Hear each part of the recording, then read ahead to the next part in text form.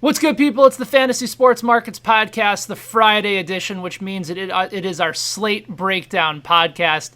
Ben Heisler with you. I'll be joined in just a second by my buddy Derek Brown. If you're watching the video stream, he's just hanging out and doing his thing, moving and grooving, because he's got some new tools to play with over at his site, thequantedge.com. So Debra is going to join us in just a second.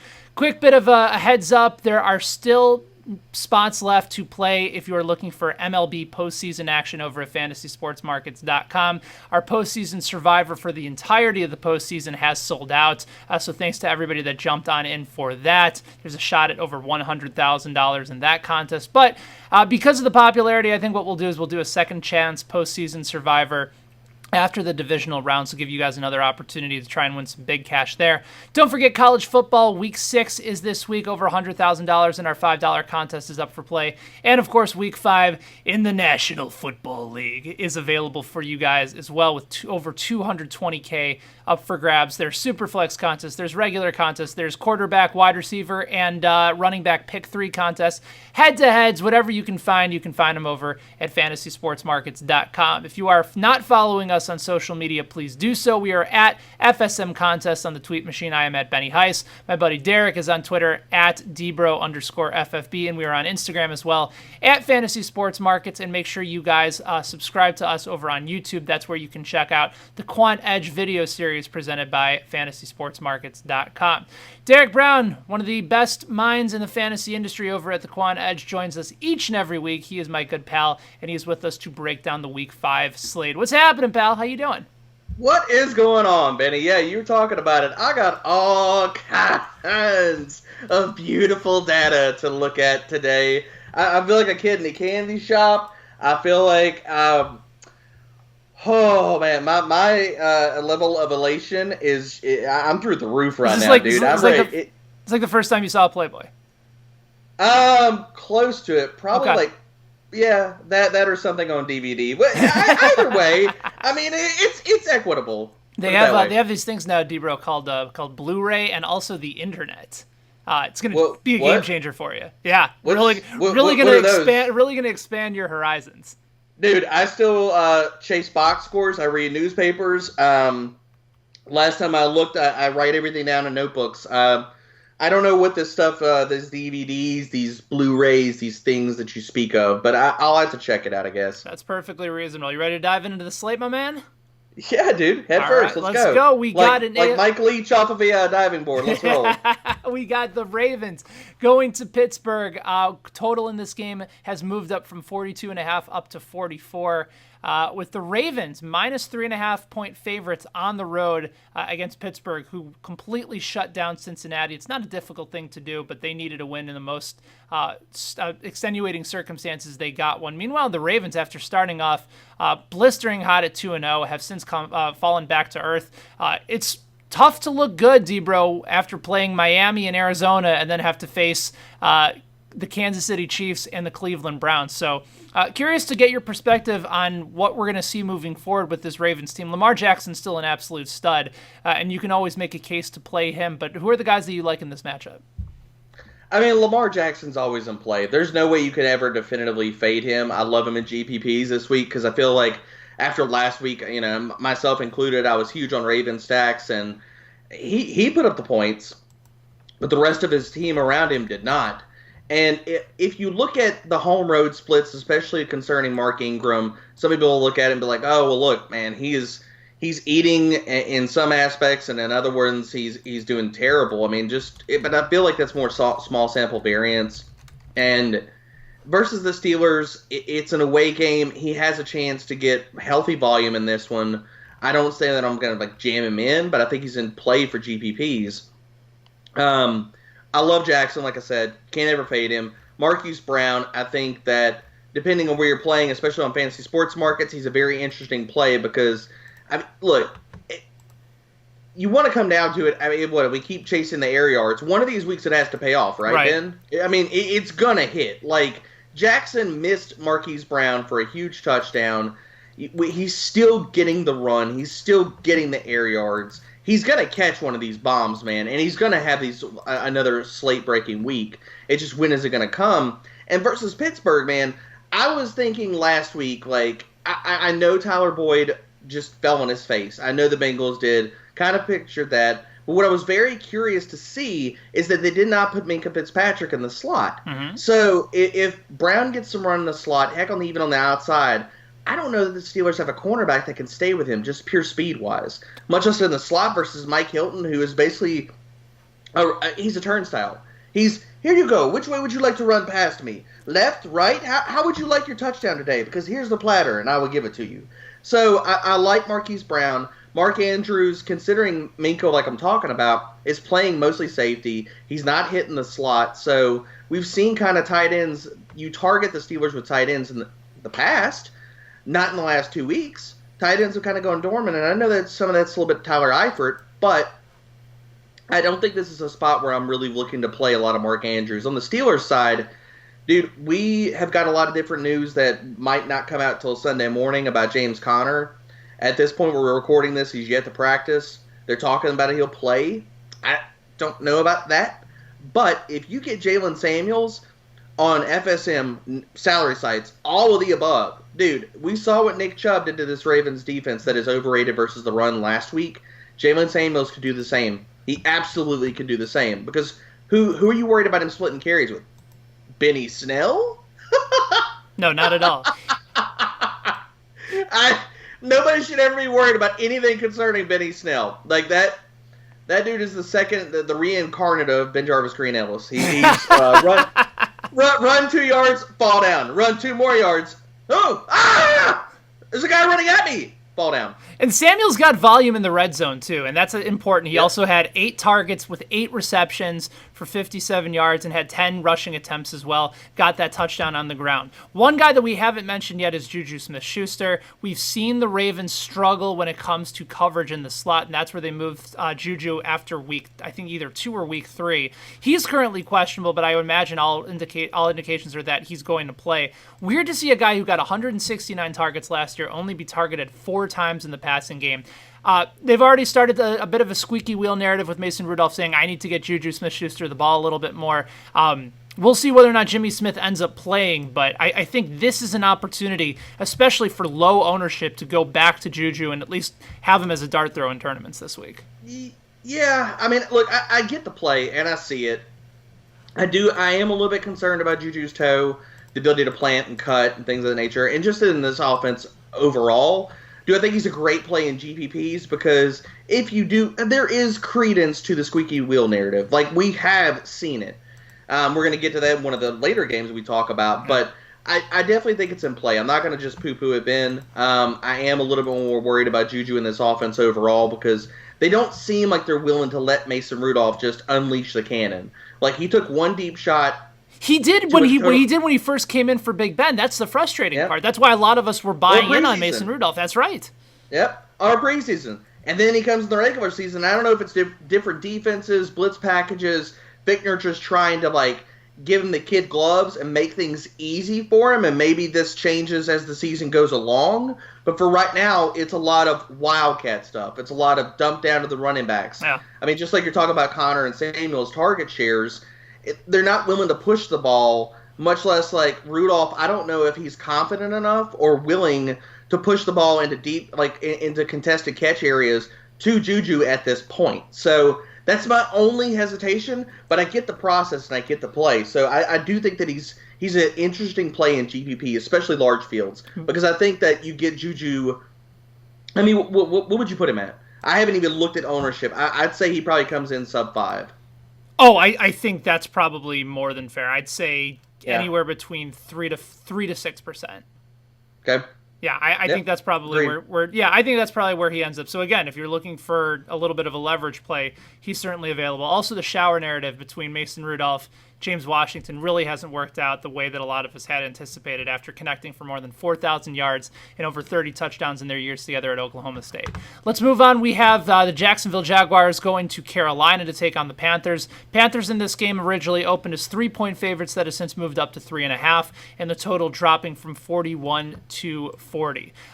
We said Christian McCaffrey last week in every cash lineup, especially on a site like FSM, you go ahead and you get rewarded. It's a tougher matchup this week, but you can still run on Jacksonville. I would imagine, though, that they're going to do everything they can to try and limit him. But again, just the volume is insane. He's playing 100% of the snaps, had 27 rushing attempts last week, had 24 the week before. Touchdowns in 3 of 4 games so far. The only time he did not score was in that Week 2 loss to Tampa Bay. But he's been absolutely absurd. First time, I think, over 25 rushing attempts and over 10 receptions in a game for the first time in NFL history. So Christian McCaffrey, it doesn't really matter who he's playing. He's a lock button for cash each and every week. But what about some of the other plays? Lenny Fournette ran for almost 245 yards last week on the road at Denver. He's once again on the road against Carolina. And you actually have a stat in your 10 Stats article that indicates that maybe this is a better matchup for Leonard Fournette than people are leading on for. Yeah, man. So Carolina has been, they're bottom of the league in DVOA versus rush. But the thing that I love about Fournette, because we've seen, he has the ability to break these long runs. And those things are just backbreaking. Like Chubb last week, like Fournette last week. Those are the things that swing you in GPPs, and you go all the way to the top. And so the thing that you have to love for Leonard Fournette is that the Panthers are second worst defense in the NFL for explosive run rate. So you're looking for Leonard Fournette, especially in GPPs, hell, even in cash. I think he's both viable. He's going to get the work. They're going to feed him. Dude, they fed him what? What did he get? Over 30 touches last week? I know 29 carries, but targets-wise, over 30 touches in that thin Denver air. He had 29 rushing attempts. And yeah, he had over 30, he had 3 targets, so yeah, over 30. Dude, in Denver? It's crazy. Where the air is so thin, and that dude is probably just sucking wind by the fourth quarter and probably about to keel over and die. Look, this is a great spot to go back to Leonard Fournette. I know that people are going to say, well, what if people are point chasing and box score chasing? It does not matter. We have not seen touchdowns out of this dude yet. And when that regression hits, it's going to hit hard. And this is the week he could just sit here and roll up 3 touchdowns, and if you don't have him, you're screwed. This is from Derek Hardy over on Twitter. He tweeted out, running backs with 90% plus carry share. Number 1, Leonard Fournette. Number 2, Christian McCaffrey. Running backs with 20% plus target share. Number 1, Le'Veon Bell. Number 2, Alvin Kamara. Number 3, Leonard Fournette. Running backs with 90% plus carry and 20% plus target share, there's only one. That's Leonard Fournette. So I think you're right. The regression is going to come at some point because they're just running him into the ground. And so if he has another big week, maybe you can look at selling him. It's tough because he's getting so much volume in this offense that you hate to move a guy like that. But at the same time, this is a guy with a injury-riddled past, too. So roll with Fournette as far as I'm concerned while you still can, while he's still healthy. To double down on this too, Ben, our ownership projections just now popped up over at the Quant Edge, and you have a nice little shelf of about 4 running backs that are holding between 19 and 25% ownership. Fournette is all the way down at 7. He is the 7th highest owned running back at 10%. Dude, David Montgomery is more owned at this point, or at least projection is, than Fournette is. I don't know what else to tell you. It's play Fournette in GPP week, and that's what's up. I love it. Let's move on. You got the Bears going to Oakland to take on the Raiders. Total in this game has moved down from 41.5 down to 40.5, and the Bears have moved up from 4.5-point favorites to now 5-point favorites. There's a possibility that Tyrell Williams, the number 1 wide receiver for the Raiders, may not play in this game. As far as Bears injuries, we're not sure as to whether or not Taylor Gabriel will be back. More likely he will be out. And same thing with Mitchell Trubisky. He is not expected to play. Chase Daniel will get the start. Akeem Hicks likely to play, which is a bit surprising. I figured that with the Bears in an advantageous matchup would probably sit Akeem Hicks before their bye week coming up next week. I don't want anything to do with any Raiders in this game going up against the Bears. The Bears defense continues to roll. They continue to really defy a lot of expectations. I think a lot of us expected them to still be good this year, but maybe have a little bit of regression just because of how many takeaways they had last year. They look better than they did before, and it's the ultimate revenge game for Khalil Mack this time going up against Oakland. So I don't want any Raiders nothing to do with them, especially if no Tyrell Williams. I suppose you can play Darren Waller in tournaments and also in season-long leagues. But anybody on the Raiders that you like, and what about on the other side for Chicago? I'm not touching any of the Raiders. Waller's the only one that would possibly be in play, but look, like, if we know that, look, that's all the Raiders have, I think the Bears might know that that's all the Raiders have. I would agree. And so I can't touch any Raiders. As far as the Bears, the only two interesting plays out of this game for me are Allen Robinson. I do worry a little bit about him. I know Chase Daniels he played better than Trubisky. He targets Allen Robinson a ton when he's under center. The worry that I have for this game is it's going to be slow, super nasty paced, and you're not going to get a lot of play volume. The Raiders have done a pretty good job of trying to take away your best wide receiver over the last 2 years with Gruden and stuff. I think that they could easily try to bracket, especially with Gabriel out. You have a slow-paced game. They try to bracket or double Allen Robinson. Chase Daniels is not. I mean, let's not kid ourselves. To say that he's better than Mitch Trubisky as far as throwing the ball is not giving him an immensely high bar to meet. So I think just a fundamental understanding of the offense and not freaking out after his first read goes away. Yep, that's it. I mean, put it that way. What Chase Daniels should give you is hope that if Chicago ever gets a good quarterback, what that offense could possibly be. I know. I'm sorry, Ben. I don't want to make you cry. Yeah. Daniel, by the way, I fall into that trap too. Chase Daniel as opposed to Chase Daniels. There's no S at the end of that name. It doesn't really matter, but a lot of people tend to freak out over that. It's James Daniel, not. I live in Mizzou country, and so they still worship at the feet of Chase Daniel. The ground that he walks on. Yeah. Without question. Also for Allen Robinson, talk about consistency. He's had 7 targets in all three in his last 3 games before the 13 target performance in that loss to Green Bay. So he also hasn't gotten into the end zone yet, which is weird considering the amount of targets and volume that he's got, but he has gotten red zone targets. You mentioned David Montgomery. Is he somebody in play on the road against Oakland for you? Yeah, so I like Montgomery. I think that we've seen the snap share, we've seen the volume tick up every single week after Nagy decides that he's going to stop being a donkey about stuff. Right. So I do like David Montgomery. I think that he actually could be a cash viable option this week, just based off of volume simply. And the Raiders, look, I know their rush defense has performed in certain aspects.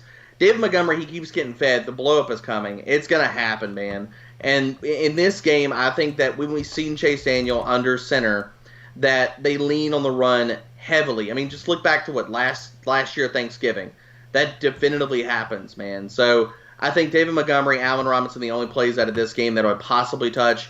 Allen Robinson, I can actually make an argument for you that he's more cash viable than he is GPP because I just don't see the ceiling. I don't see the ceiling being there, but the volume and the high floor is definitely in play.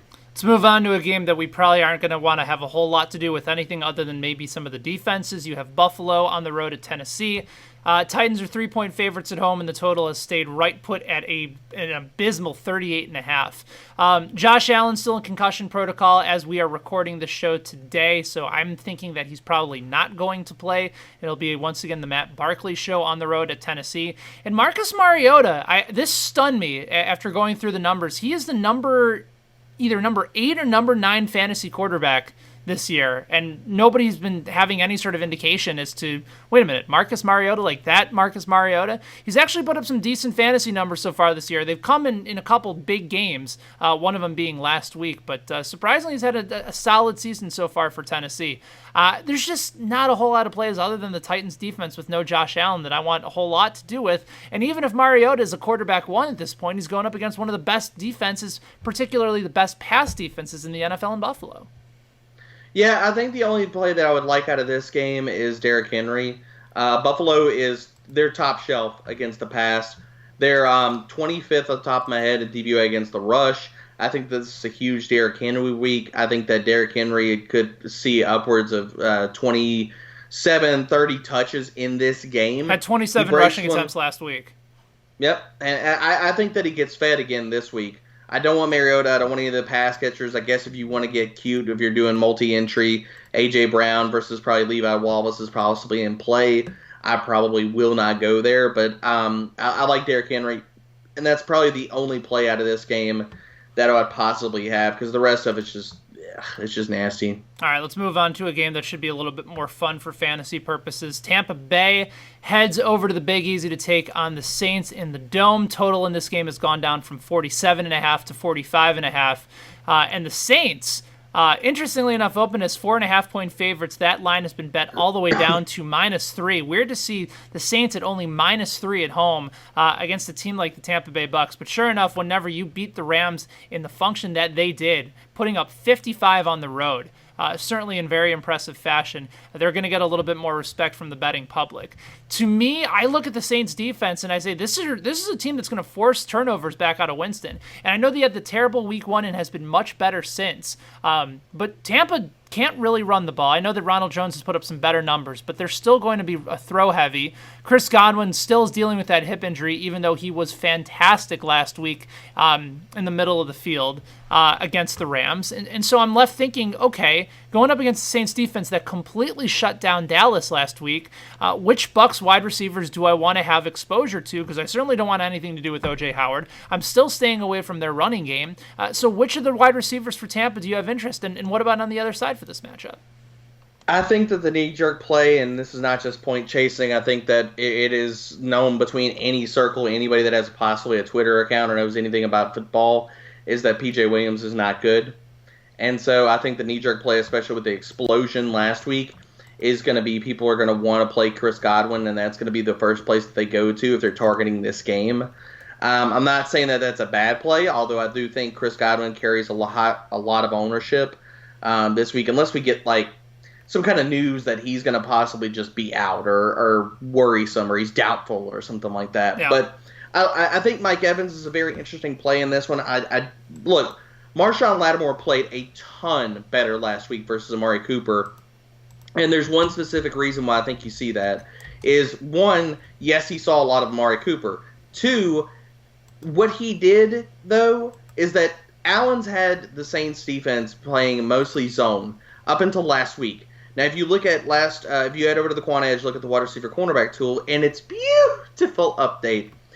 In his targets that Lattimore saw, he played half zone and half press. So that's a huge departure from what he'd been doing in previous weeks. And we saw it, man. Lattimore looked like a totally different cornerback last week. So to say that Mike Evans, I think he's an interesting play. It's depending on what kind of Lattimore do you think that Mike Evans faces.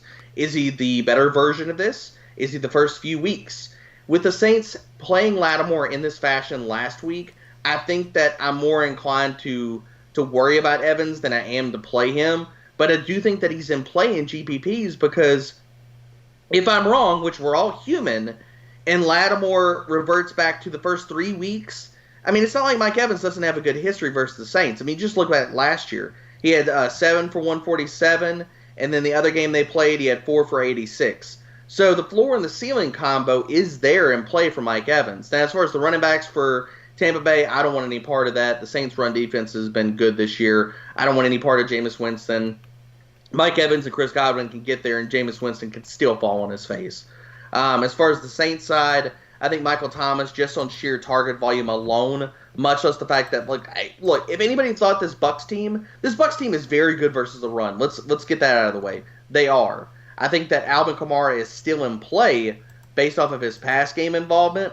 But getting back to Michael Thomas, dude, the Rams showed last week this Bucs defense is still not good versus the pass. I understand they've been playing better, but that could be more of a product of who they played and not how much talent they actually have. Right. And when you have Michael Thomas, who's seen 5 targets, 9 targets, he hit 95 yards, he didn't get into the end zone last week. But I think that Michael Thomas, especially like if you're talking about if the Bucs do get up in this one, the Saints are going to have to throw the ball, because I don't think that they have a lot of success running the ball. And if that's the case, the only 2 Saints you got to have confidence in are Alvin Kamara and Michael Thomas. So this could be a good spot to go back to them in GPPs this week. Yeah, Michael Thomas has been a pillar of consistency, even though his quarterback has not been. First 2 weeks of the season had 13 targets for 10 receptions, 7 targets in that week 3 win on the road at Seattle, and had a touchdown in that game, and then caught all 9 of his targets in that game against Dallas. So if you're asking me who I'd prefer between Michael Thomas and Alvin Kamara this week, without question, it's Michael Thomas, because I appreciate the consistency, averaging at least 7 targets, by the way, in his past 16 games, and averaging at least 9 yards per target in his past 16 games as well. So give me the guy that I know week in and week out is going to be able to deliver for you. Let's move on. Another game that we have a lot of interest in when it comes to exposure this week. Atlanta goes on the road to Houston.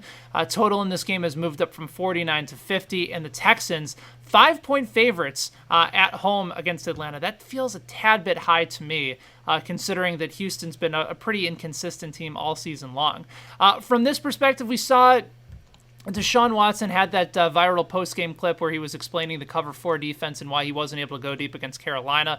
I don't think that's going to be an issue this week against Atlanta. I think if everybody, again, if you have a Twitter account, you've probably seen that Will Fuller, who initially we loved in GPPs, starting to become a lot more popular, and the ownership is starting to rise for Will Fuller this week. That's not to say that I don't like the play. But I do think Will Fuller is going to be a little bit more chalky than a lot of us had imagined. So on the other side, Matt Ryan, once again with Julio, and you have a great stat that you found about Julio Jones in games where the total is 49 or above, which I'll get to you in just a second. But to me, this just feels like you want as much exposure to this game as you can possibly have, really on both sides.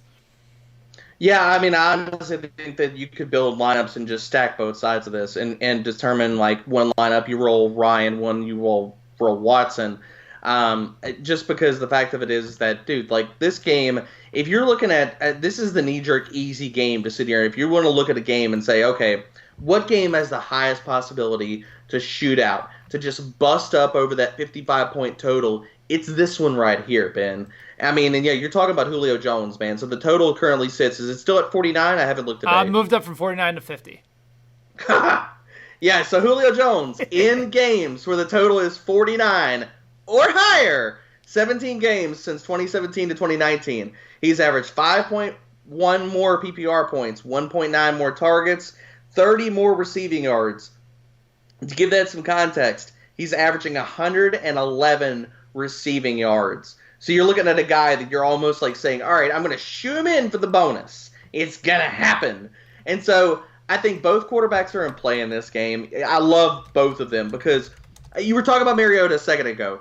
I am not so much on the case of Mariota is a good quarterback, but last week the Falcons made him look like it, Ben. They did. And if Marcus Mariota can look like a good quarterback, what can a really, really good quarterback in Deshaun Watson look like versus the secondary? And yes, you're right. It's Will Fuller week, baby. It's all Will Fuller week. I think that it happens, and people are like, well, yes, but if you keep saying it's Will Fuller week for 5 weeks, then obviously, eventually you're going to stumble over and be right, correct? Nah, dude, like, this is not where this is at. I have not played Will Fuller in any DFS lineup up until this point. Am I playing him this week? You bet I am. I'm absolutely doing it. But if you are looking to be different, if you want to fade the chalk, the way that I think you do in this matchup is instead of with stacking it with Fuller, is you get Calvin Ridley in there. I love his matchup against the zombie corpse of Jonathan Joseph. That dude cannot stop anybody. We saw Keenan Allen just eat his lunch in previous weeks. And so with Calvin Ridley, I think that he's going to go under-owned in this one. I think that he's a great pivot off of Fuller, much less a great part of this game stack. I think you could onslaught this game, have a quarterback, and play all 4 wide receivers out of this one, and it's going to make your lineup unique because I don't know how many people are going to actually do that this week and then sit here and pay up for other running backs and other players. I'd like to see Calvin Ridley once again get back involved. Last week it was more of the Mohamed Sanu show. Ridley ended up getting 6 targets on the day, played 60 of 80 snaps. But, the first 2 weeks he had 16 targets, 12 catches for about 170 yards and 2 touchdowns. Last 2 weeks, 7 targets, 4 receptions for 38 yards. So at some point, they have to get him back involved because they know the type of importance he has in that passing game. And he's on the field, and you're right, the matchup is there. I think especially for some leverage in this game, running it back with Calvin Ridley after the last 2 weeks is absolutely the way to go. Let's move on. So hold on. Before we get off of this, to give some more context to Ridley, I looked at all of his routes, all of his snaps. The snaps never changed. The routes dipped in week 3. After he came out of week 3, he came out of with a hip injury. I think that we saw him bump down because of the hip injury, and I think that we could see him tick back up this week, just to give some context. Okay. Because the first 2 weeks when he was healthy, dude was putting up numbers. It was happening. And we haven't seen the Mohamed Sanu show until the last 2 weeks, when I think Ridley has been dealing with this hip injury that could have been a little bit more hindering his game than it's been put out there. Let's move on. You got the Patriots going to Washington. Total in this game right now from 45.5 all the way down to 42. Conversely, the Patriots, even with the total going down, have moved from 14.5-point favorites to 15-point road favorites against Washington that basically have admitted we don't know who our quarterback is. We don't know if we have a quarterback. They do. His name is Dwayne Haskins, and for some reason, this is the first time ever in my life that Dan Snyder might have actually gotten something right, because he wanted I just blanked out on his name that I just said it. He wanted Dwayne Haskins. Jay Gruden did not. So yeah, kudos to Dan Snyder for the first time in his life actually getting something right. Because I think Haskins has a chance to be a star. I just don't think it's going to be in this regime. So what do you make of this matchup? Obviously, there's a lot of Patriots currently dealing with questionable tags. Julian Edelman, Josh Gordon, both questionable. Same with Terry McLaurin on the other side. Tom Brady should be in line for just another massive day. And what's interesting about Tom Brady is with that offense, we thought he'd actually be better and they'd been throwing the ball more. He's still a quarterback too. He's still, I think, 13th in fantasy points this year at the quarterback spot. And conversely, we don't know what's happening with the Patriots running game. We still haven't seen any production out of Sony Michel this year. James White probably going to get himself involved. And Rex Burkhead's dealing with an injury. He might miss this game. So is this a matchup that other than maybe a couple dart throws and GPPs? I know the matchup is great for New England, but we just don't know who's playing. Yeah, I mean, I agree, Ben. I think that the only way you target this game is in GPPs. Obviously, everybody loves the Patriots defense. It's elite. I think over on a site like FSM, I think that they're definitively in play. And you can just differentiate your lineup in different ways. On salary sites, I'm not going to go that way. I'm never a pay up for defense kind of guy. Embrace variance, always. But with the Patriots, I like Tom Brady and I like the pass catchers in this one. Specifically, I like Josh Gordon. Josh Norman is nothing to be. He can't stop a cold, man. You do not worry about him at this juncture in his career. So I like Josh Gordon, who's been getting the volume, getting some slot work actually too. Mm-hmm. To have this is a good bounce back spot, man. If there is ever one, it's this week. So with Josh Gordon, I also think if you're going to play another Pats wide receiver, I mean, the knee jerk is to play Julian Edelman with him being questionable. If this is a blowout, could he see limited volume, limited snaps if they get up big soon? Possibly. The guy that I think that if you're going to pair somebody, if you're going to play Brady and you want two pass catchers with this, is Philip Dorsett. I think that he's shown the ability for the big play. I'm not worried about any of the Redskins corners. I'm not even going to toss stats at you, dude. They're not good. Simply not good. Dorsett was targeted 9 times last week, only ended up with 2 catches for 10 yards. But one of those targets came in the red zone as well. So he's going to be the deep threat. Mm-hmm. And if he's going up against Josh Norman, he's going to cook him easily. So I think Philip Dorsett is a great play here. Well, and the other part about that, Ben, is that last week we did see Jarrett Stidham get a little bit of time. The guy who did not come off the field when Stidham played? Philip Dorsett.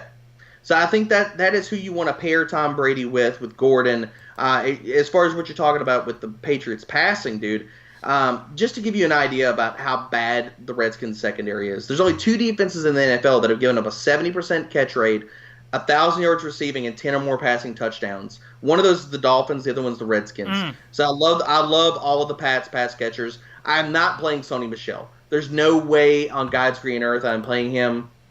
I don't care. He's got to get 100 plus and 2 to 3 touchdowns to burn me, and I honestly just don't think at this juncture that he has the legs under him to do so.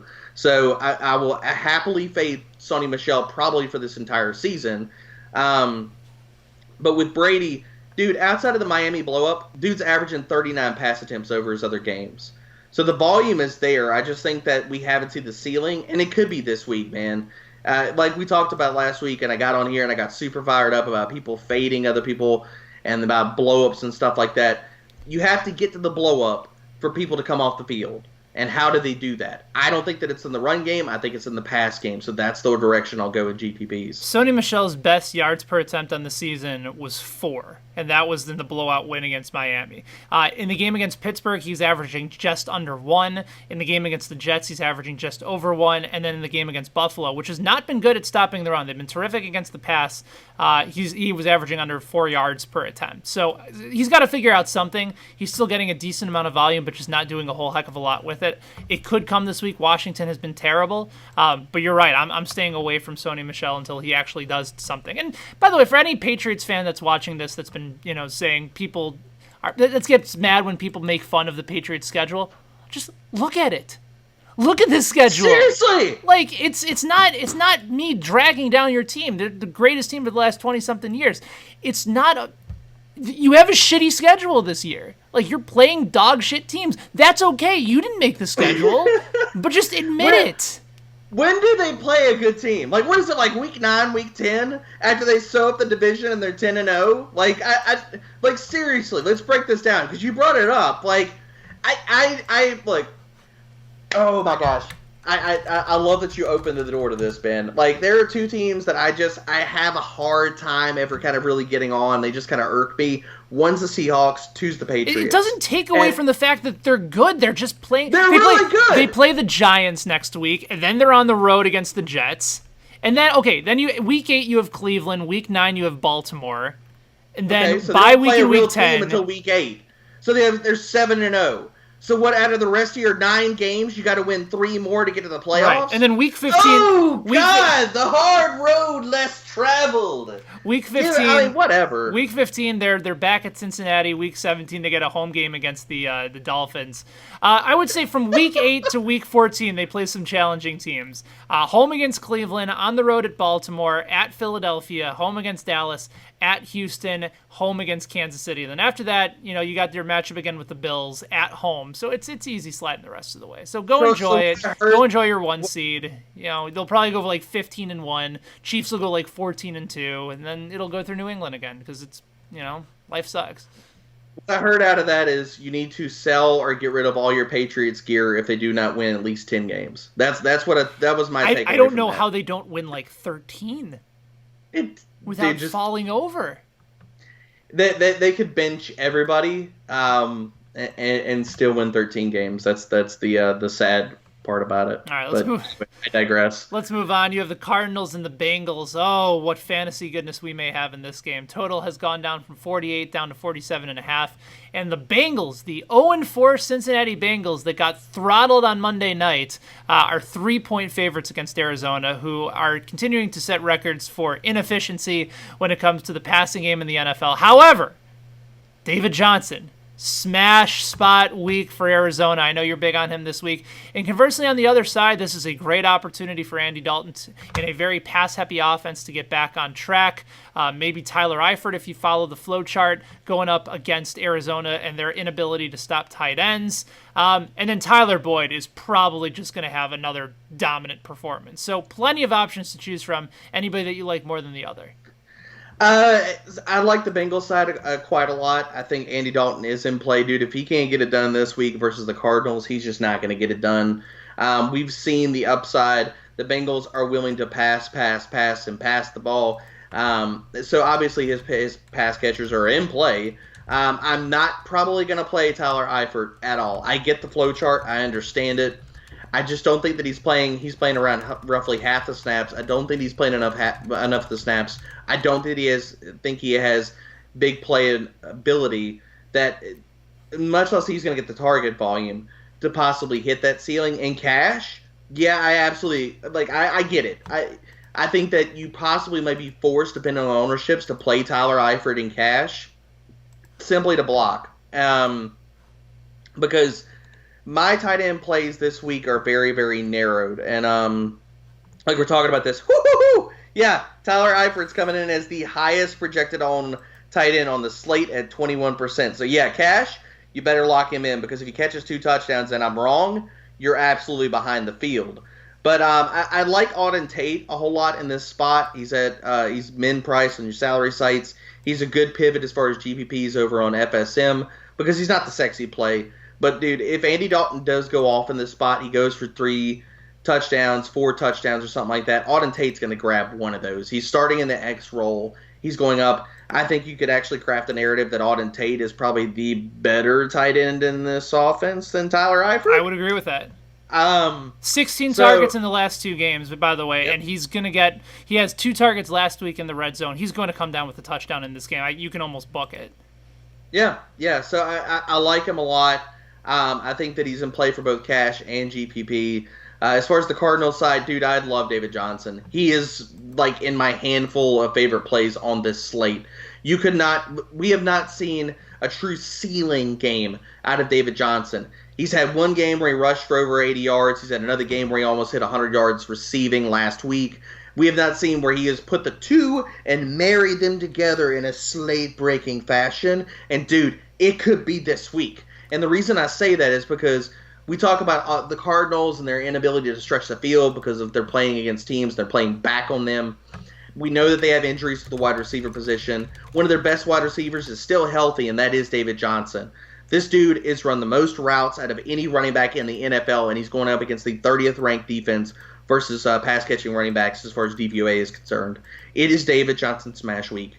I think if you are looking for a must-play, if you're stacking this game, you start with David Johnson and you build other plays around him. And before we move on, I think that Joe Mixon is an interesting play in this one. The Bengals are looking to play him. They're looking to feed the ball to him. I understand that he had the same amount of targets as Gio Bernard last week, but I think that we need some context in that. And with the Bengals getting it absolutely just handed to them last week, Joe Mixon did not hardly play in the last drive or 2, so that kind of puffed up Gio's numbers. Gio is not going to get run on the early downs. If there's ever a week to play Joe Mixon, it's this one, and I think he comes in under-owned. And I could see a path that I do see a path out there that I think that both of these running backs could blow up, and the pass games kind of falter. So if you're looking to get different, if you're looking at different builds, I think a very unique one is to sit here and stack the running backs both in this matchup. Right, and also in season long, I think after Mixon goes off this week, it's a perfect time to try and sell high on him because they're just so pass happy, and they're not incorporating him enough in the pass game as well. He's super talented, just doesn't seem to be a fit.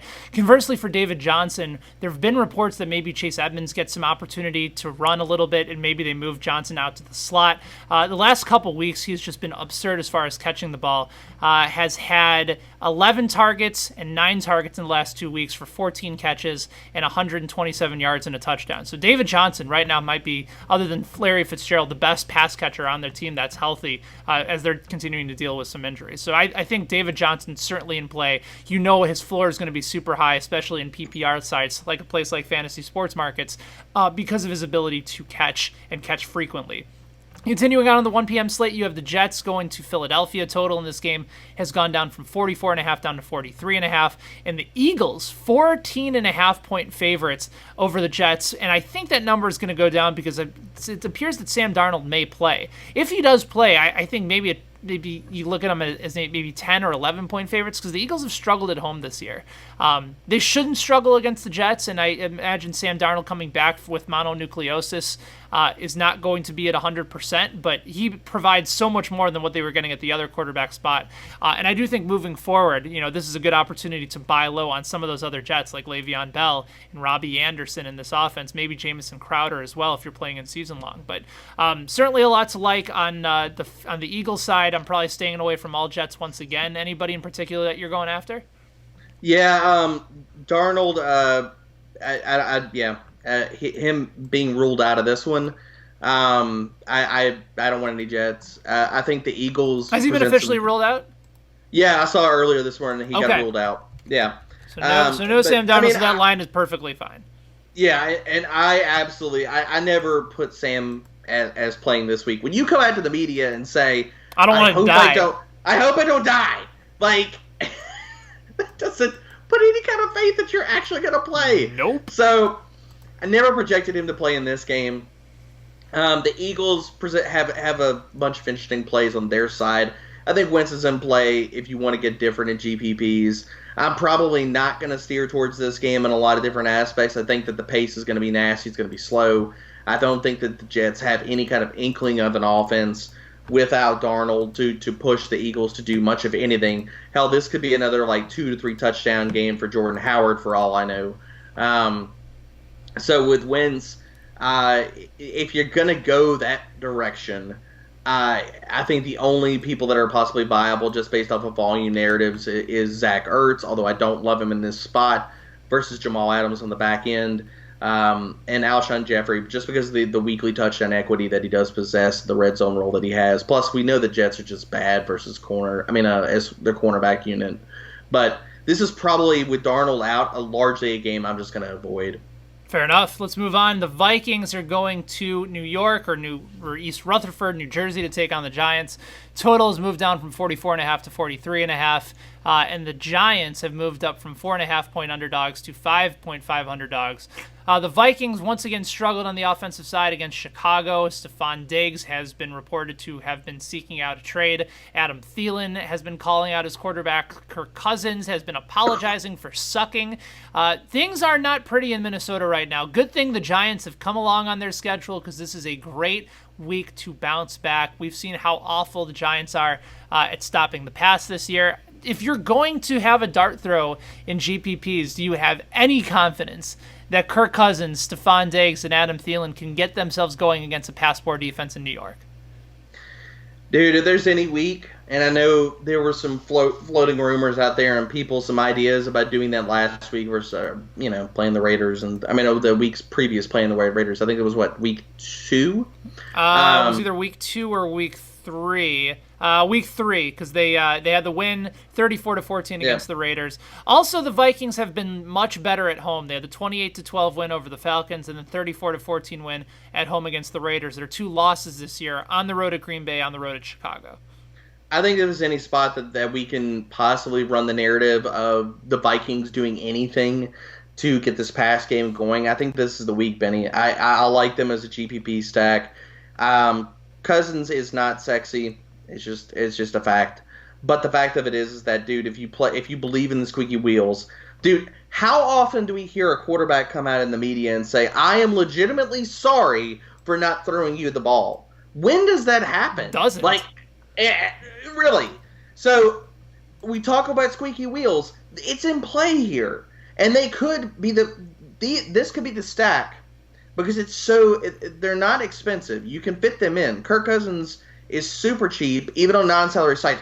On the FSM, who's going to run to play Kirk Cousins? Especially if you're talking about playing Superflex? Nobody. He's a very good way to differentiate yourself and be different, especially in GPPs. And I think that if there is any week for the narrative to hold true for squeaky wheel and both of these wide receivers to get fed, and if you want to fade Dalvin Cook, dear God, it's hard to do that. But if there is a week to do it, this is probably that week. We're going against a Giants secondary that, they're top 5 in pretty much every possible category that you can name. Receiving yards allowed, receiving touchdowns allowed, DK points per game allowed to the wide receiver position. So all of the things scream, and all you have to do is listen to play the Vikings pass catchers here. And if you want to run it back, I think Evan Ingram is a great spot to do it.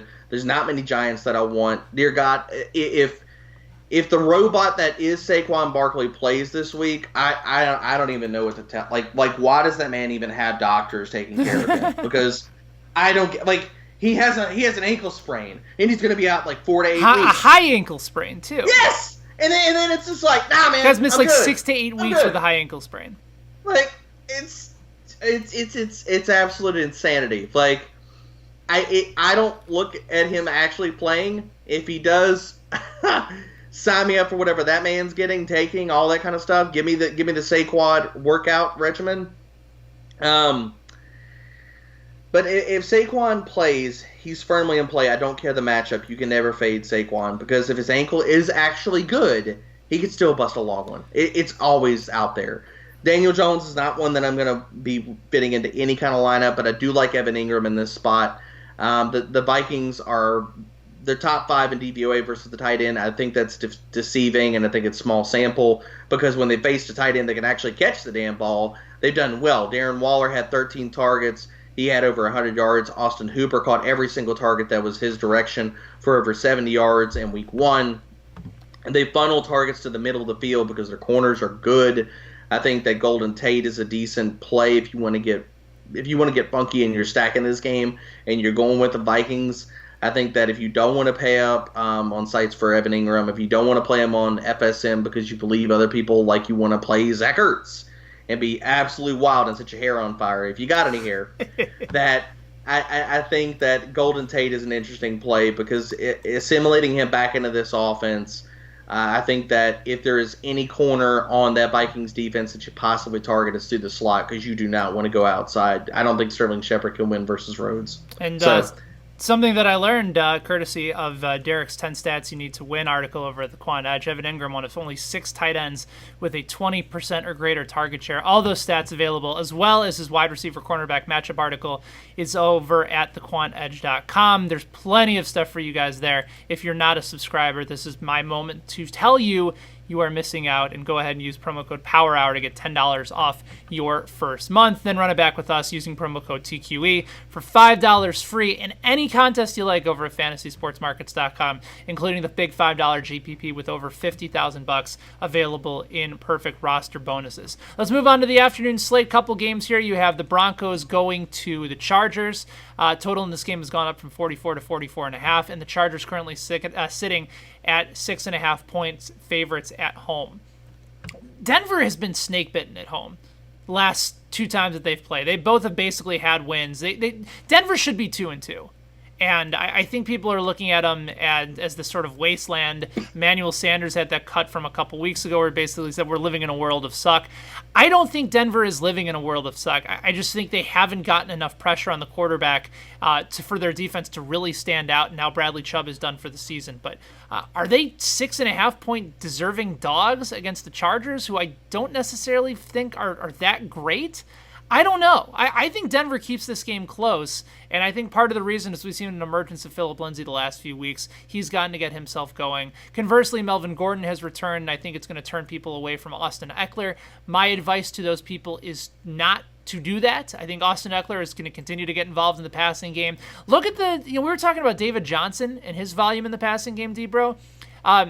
Austin Eckler has seen 7, 6, 7, and 5 targets, no less than 45 yards, and 3 receiving touchdowns so far this year. I don't think that goes away just because Melvin Gordon is coming back. No, I don't either. I think you put Eckler in. I think this could be more of a direct timeshare, like a 50-50 this week. I like Gordon. I like Eckler both in this spot. I think you could actually, considering how banged up the Chargers wide receiver core is, you could actually tell yourself a narrative to sit here and play both of them in this spot. Yeah, I know that sounds kind of insane, but I think that it's definitively in play. I mean, we could see a week where this entire offense runs through Eckler, Gordon, and Keenan Allen.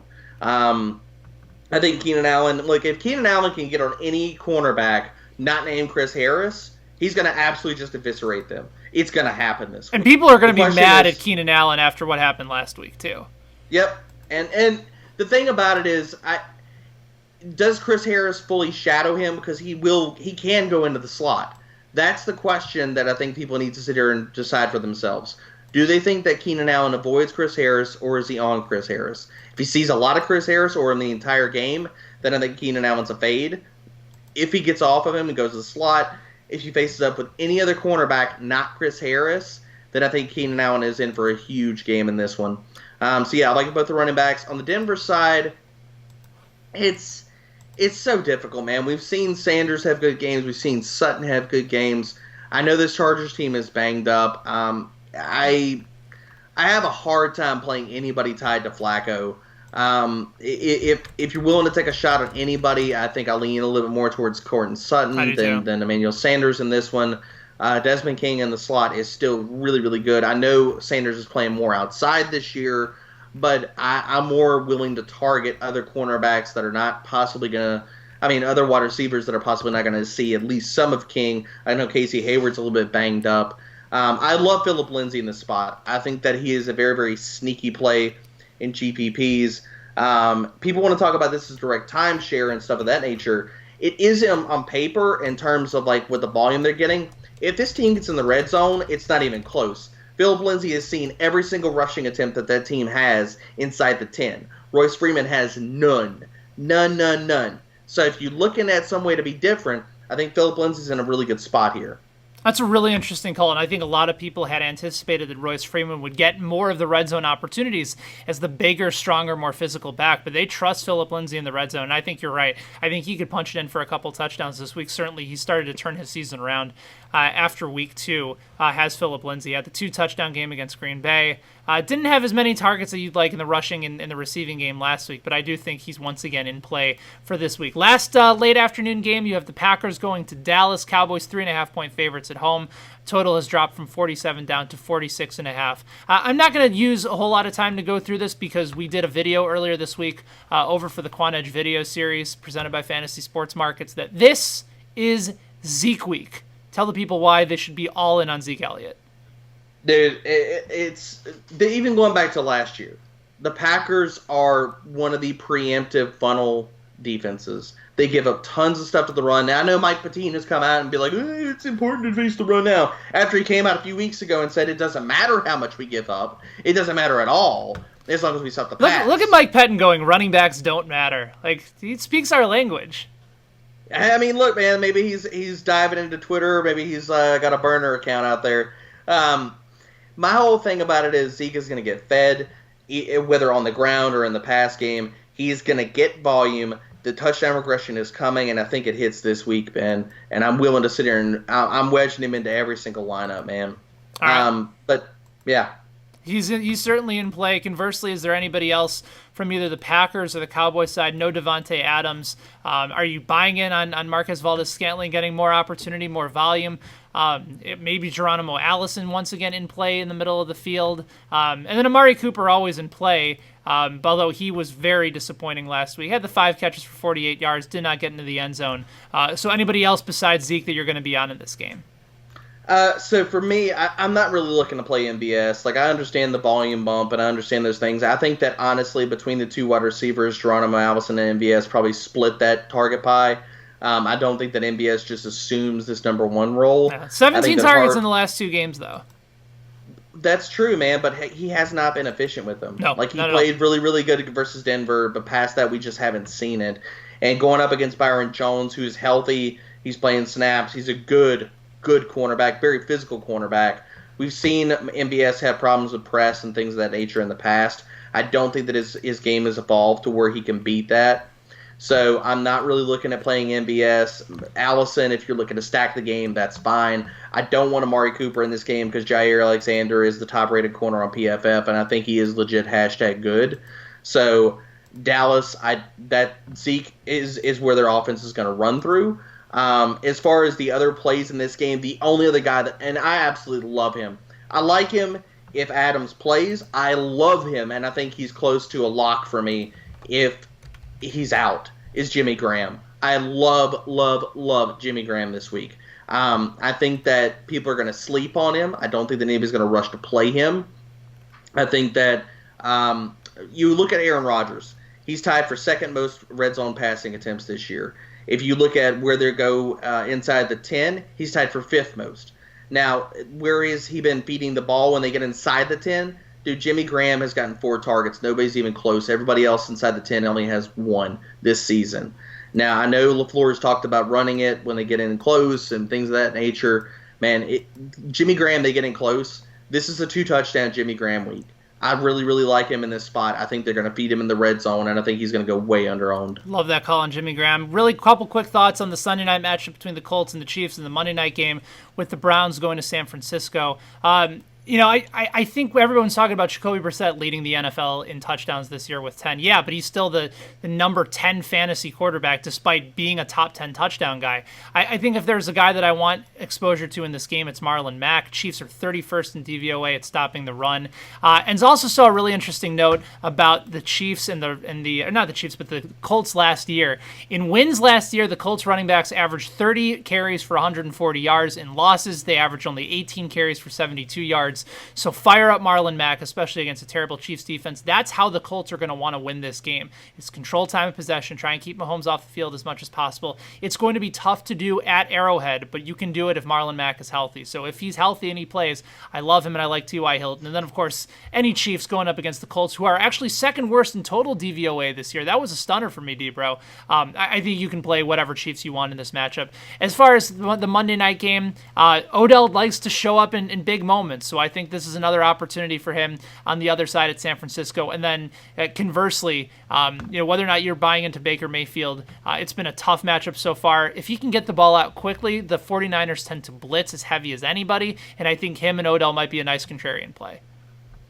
Yeah, I like a lot of those calls, Ben. For me, I think, especially that Cleveland and San Francisco game, I think this is the Odell blow-up spot. No Witherspoon. Sherman, even if he does play him, he's not going to be able to stay with him, man. I think Baker could have a really, really nice game in this one. San Francisco's been good versus the run. As far as on the Cleveland side, Quan Williams in the slot for the 49ers is absolutely just terrible. So I think that Landry could have he could stack back-to-back good games. San Francisco, man, like Jimmy G, I think this could be a great game and a great spot to sit here and play Kittle. I think that we've been waiting for the Kittle explosion game. I think that it's definitively in play. As far as backtracking a little bit to the Colts and Chiefs, dude, Kelsey versus zone and versus this Colts defense is going to absolutely just rip. I think we've been waiting for the ceiling game. I think it's coming. I think it's this week. I think Mahomes is going to feed him. I think this offense bounces back in a big way. The Colts have not been defending the run well. Damian Williams, if he plays, I think he's the running back that you want out of this backfield this week. For the Colts, I agree with you that I think that they're going to try to run the ball. We saw Kerryon Johnson just absolutely just rip chunk gain after chunk gain versus this defense. I don't know if Marlon Mack plays in this game. We just have to monitor it. But if he plays, I think he's firmly in play in your lineups. The other play that I will get in here real quick, because I don't know if T.Y. Hilton plays in this game. If he does play in this game, then obviously you're slotting him in. They don't have a corner that can stay with him, presuming health. But what I do want to say real quick before we get out of here is that if Marlon Mack is out, people are going to knee-jerk and possibly go to Naheem Hines saying, oh, well, the Chiefs going to get up, and then they got to pass, and then blah, blah, blah, blah, blah, blah. Dude, if Mack is out, Jordan Wilkins is the guy that you got to get in there. I agree. He has shown that on limited volume, he can be just as effective as Mack running behind this offensive line. They are not afraid to feed him volume. He is a talented runner. Coming out of college, when I watched his tape, he looked like a poor man's Arian Foster. I loved him. Loved him coming out. So if Mack is out, you've got to get some Jordan Wilkins action. Good stuff from my guy, D-Bro. Follow him on Twitter at Dbro_FFB. Read his work over at thequantedge.com. We'll be back once again next week for the Friday edition of the Fantasy Sports Markets Podcast, breaking down the Week 6 slate. For Derek, I'm Ben. Thank you guys for watching. Thank you guys for listening. We will talk to you again soon.